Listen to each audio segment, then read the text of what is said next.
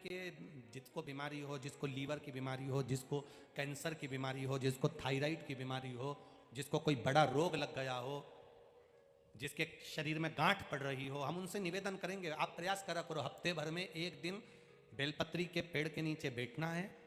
बेलपत्री के पेड़ के नीचे एक लोटा जल कंकर शंकर मानकर, हमें कोई शिवलिंग का निर्माण नहीं करना है, बस वृक्ष की जड़ में कंकर शंकर को जानते हुए, शिवलिंग मानते हुए बेलपत्री की जड़ में एक लोटा जल धीरे धीरे चढ़ाना है और श्री शिवाय नमस्तुभ्यम कहना है। अगर श्री शिवाय नमस्तुभ्यम नहीं भी कहो तो पंचाक्षर मंत्र का जाप करो, नमः शिवाय। बन सके तो षडाक्षर मंत्र का जाप करो, ओम नमः शिवाय। ये भी नहीं कर सकते तो द्वादश अक्षर मंत्र का जाप करो, ओम नमो भगवते वासुदेव। ये भी नहीं कर सकते तो 2 अक्षर का जाप करिए राम। ये भी नहीं कर सकते तो 2.5 अक्षर का करिए कृष्ण।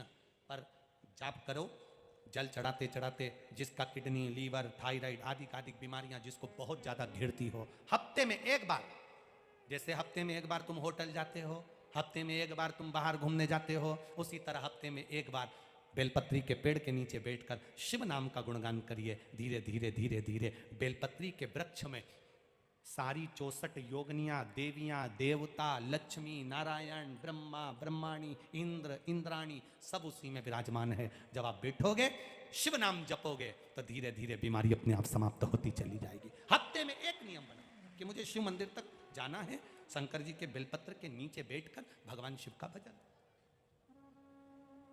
नियम बनाओ। किस किस के मोहल्ले में बेलपत्री का पेड़ लगा है? हाथ उठाओ जरा। लगा है सबके यहाँ? रखो हाथ नीचे। एक बात बहुत अच्छे से ध्यान करना, जो बेलपत्री का पौधा आपके सिर से ऊपर हो उसी बेलपत्री के पौधे की पत्ती को लेना चाहिए। जो पौधा आपके सिर से नीचा हो उस बेलपत्री के पौधे की पत्तियों को नहीं तोड़ना चाहिए, क्योंकि वो कुंवारा रहता है, छोटा रहता है। छोटे के कारण बस उसकी पत्तियों को नहीं तोड़ा जाता। जो बड़ा हो, जिसकी छाया हमारे ऊपर आ रही, जिसकी छांव हमारे ऊपर आ रही। कई लोगों को हम कहते हैं बेलपत्री के पौधे की पूजन करना चाहिए, बेलपत्री के पेड़ की पूजन करना चाहिए, तो उन्होंने गमले में इतना बड़ा पौधा लगा लिया, उसी की पूजन कर लेती हैं, उसी की पत्ती तोड़ लेती हैं। अब जरा विचार करो, पौधे में जो तुमने गमले में बेलपत्री का पौधा लगाया वो छोटा है, उसकी छाया हमारे ऊपर नहीं पड़ रही। हमारे शास्त्र क्या कहते हैं?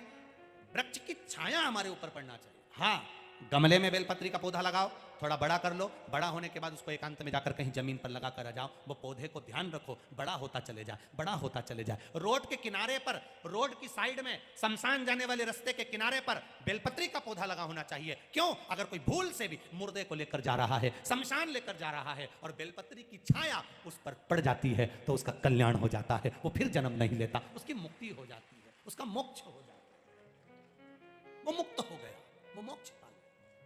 शिव कथा कह रही है, शिव महापुराण की